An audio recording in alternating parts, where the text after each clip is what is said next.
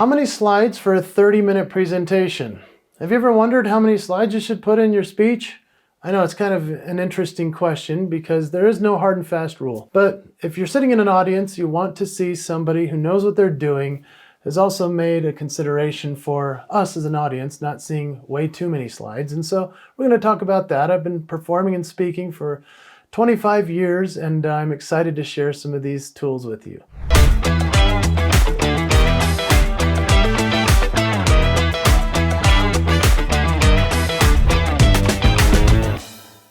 So maintaining audience engagement and connection is so important. Unfortunately, a lot of speakers put too many slides in their slide deck.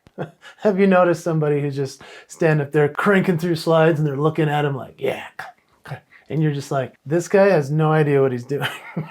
It happens way too much. We don't want to be that speaker.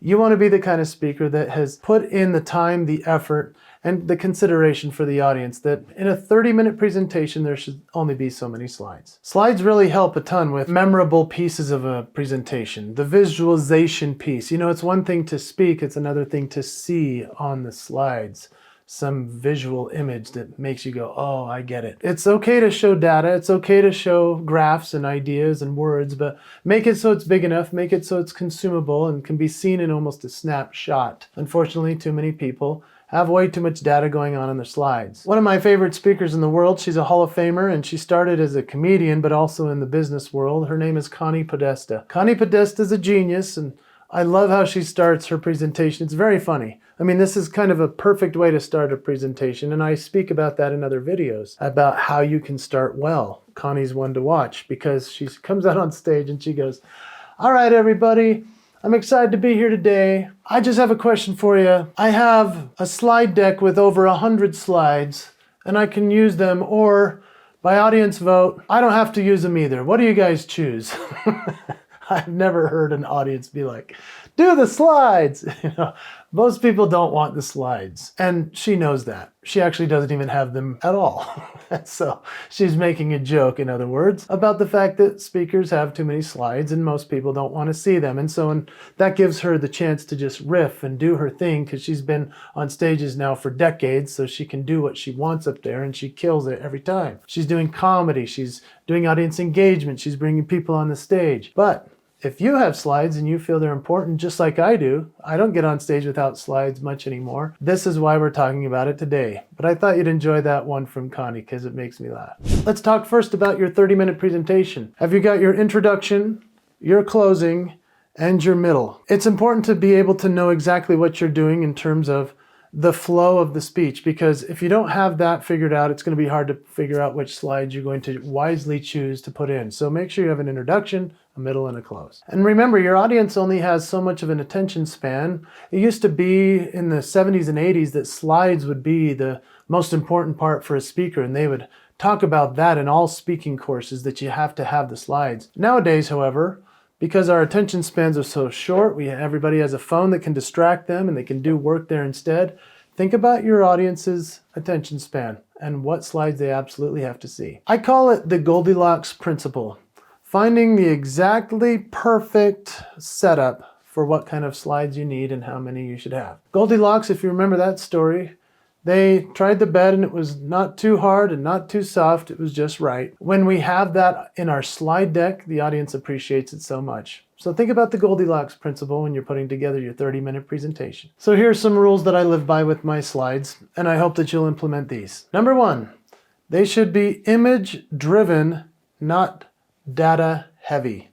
Unfortunately, a lot of speakers have too much data and not enough pretty imagery. Imagery is so important when you're on stage. Even if you have slides and data you have to show, make it look pretty. Don't make it look like you just put an Excel spreadsheet up there, and that happens way too much. At least take the time or make the investment. There are tools like Canva that you can use that are pretty simple, and they even have free versions of them. But making the slide look imagery heavy or visually appealing is an important part of being a good speaker. So make sure, even if you have data, to have nice visuals. I also live by this: less is more. No one is ever going to care that you had more slides and they didn't get to show them. I've never seen that happen in my life. So make sure that when you are on that stage, you give them less, because that's always more. Then there's the 1 slide per minute rule. I actually live by that one. At least I do my best. You see, if I have a 30-minute presentation, and this might be what you've been waiting for, yes, I probably will have 30 slides. That's about it. And this is why.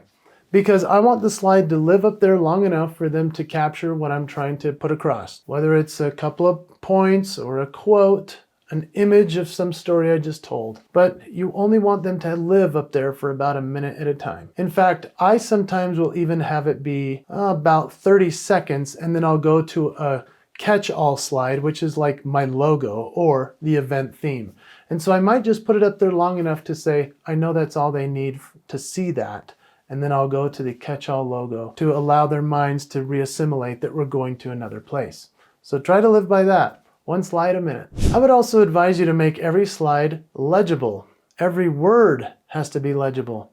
How many times have you seen slide decks where they use a weird font, or they don't bold the word that you need to see, or they don't have it large enough? Unfortunately, this happens way too much. So make sure every word counts. Use slides and images that support what you've just talked about. Now, I found out the hard way that whenever I would tell a story about my teacher from high school, people would think to themselves, oh, he made that up. That's such a funny story, but there's no way that's true. I remember having people come up after and saying, I would love to know the real story. Oh man. So I had to obviously fix the story, but what I did first was I added an image of the teacher, and that made all the difference. That's when people realized, oh, he's not just making this up, this is a real person. And there are other stories in my life where I've had a shuttle driver who was so extraordinary that when I tell the story, if I don't show the slide and the image of that person, people think I made it up because it's too extraordinary of a story. So then I'll show the picture of the shuttle driver. If you're thinking to yourself, oh man, I was on a shuttle, I should have taken a picture. Yeah, that's part of preparing to be a speaker. Think about how you're going to land that story. And when something great happens in your life, you think, oh, I could share this. I might want to capture it on my camera so that I can put it into my slides. The other thing about having slides is you need to also be able to do your speech without them at all. Because a lot of times you show up at an event and maybe the projector doesn't work, or maybe there's not time to plug your computer in. Maybe for whatever reason your slide deck crashed or your computer had a problem. You need to be able to do your speech still without the slides. This is the sad part about speaking. A lot of speakers don't think about it. They think, I have to have my slides or I can't speak. Don't prepare your presentation around reliance upon the slides. The slides should be supplemental. They should just be confirmation of the things you're saying, but you still should be able to give your presentation without them. So here are some innovative approaches to slide design and to your content management that I'm excited to tell you about. If you're not familiar yet with some of these cool tools, I hope these are helpful. I love so much that Mac computers has made it so friendly, user-friendly for anybody even like me who doesn't know much about computers. And so putting together a presentation is really simple. It's in the program called Keynote. So putting together your slides in Keynote is a wonderful experience. It's way easier than you can even imagine. So all you do is you open Keynote, you start a new template, and then you go for it by adding images in. When you start to figure out, oh, I need to have some more design here, then you can invest in something like Canva. Canva can be free, but they also have the paid version. Just be careful not to use images that they say you've paid for, but you actually haven't. And so they have some copyright stuff in there you need to be careful with. If you don't have a Mac and you're a Microsoft person, that's awesome too. They have PowerPoint. They're the ones that came up with that. And so you can go into PowerPoint and create a lot of imagery as well as all the content you need for your slides. Here's the thing, when you get to an event, a majority of those places will be using PowerPoint on Microsoft. And so being able to switch between Mac to Microsoft is something that I've had to learn how to do. You can just export the file and then you'll have it brand new in a PowerPoint from Keynote. But remember, Keynote was designed for Mac.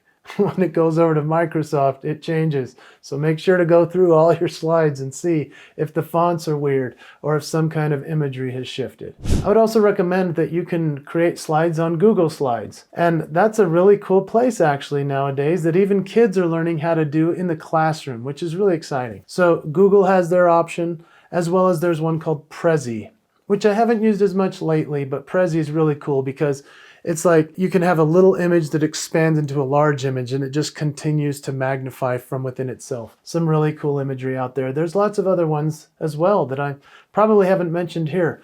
What I recommend you do, in the comments, if you will, put in there what kind of slides you like to use or imagery and that sort of thing for your slides. If you do Mac or Microsoft, if you use Prezi or PowerPoint, if you use Canva, I'd like to know of some of the new ones if there's something I haven't mentioned, but also what you prefer. So go ahead and put it in the comments. We also need to tailor our slide count as well as our content to every single audience. A lot of people have their same slide deck for every single speech, and these are professional speakers that kind of get into this rote situation of just delivering the same thing over and over again. You do want to customize for every event. I would say I spend 3 to 5 hours before every single speech just going through my slide deck, making sure that nothing is in there that's inappropriate or would confuse the audience I'm about to speak to. So if I just got done speaking to 1,000 executives, I want my slides to look different if I'm speaking to 1,000 education professionals who teach classes for kids. All of these things matter. And so I'm going through and customizing it depending upon the audience. And I hope that you'll put in that time as well. Here are a few pointers that you're going to need before you get to your event. You want to talk to the event planner as well as the AV team to let them know that you're going to be using slides. A lot of the times people don't even talk to anyone like that and they show up and the people are like, we didn't know you needed to use slides, and that's a problem. I have to talk to them far in advance because I don't want them to run it from the back table. I need to have my computer on stage. So what does that mean? I need to have an HDMI cable right there with me. I need to have a power bank so I can plug in my computer and it can sit there from the time of sound check all through all the other speakers until I go on. Lots of little nuances that you might not think are really that important, but they are, especially if you use slides in your presentation. Bring your own clicker so that you can plug it into your computer, but also be ready to use theirs in case they have confidence monitors and you don't need your computer on the stage. Now, how about this one? A USB drive. You know those little thumb drives? Yeah, always carry one with you. Because they may say, hey, we just need it on a thumb drive, all of your slides, and you just hand it to them. They'll be like, wow, that's a pro. Instead of the person who has to open the computer, ask for a thumb drive, start to enter everything real fast. You don't want to be that person. You want to be the pro that shows up and is all ready to go. I would also say it's important to rehearse your slide deck. There's a play mode that you can just play them as they would be seen to the audience, but then there's also presenter mode. Practice presenter mode or presentation mode. It gives you a chance to rehearse. Go into your software and click on presenter mode, and then you can see the upcoming slide as well as the slide that the audience is seeing at the same time. You want to have that so that you know where you're going, unless you can memorize all of your slides. If you have 30 in a presentation, then maybe you can do that. Because I customize every slide deck, that means I need to see presenter mode. So practicing and rehearsing is important as well. But I hope that these tips and tricks have given you some ideas as to how you can do it. If you will, like I said, go comment which one you prefer, and maybe if I've missed any styling of presenting PowerPoint or Keynote or other that you recommend, I'd love to know. I'm excited for you in your next 30-minute presentation using slides.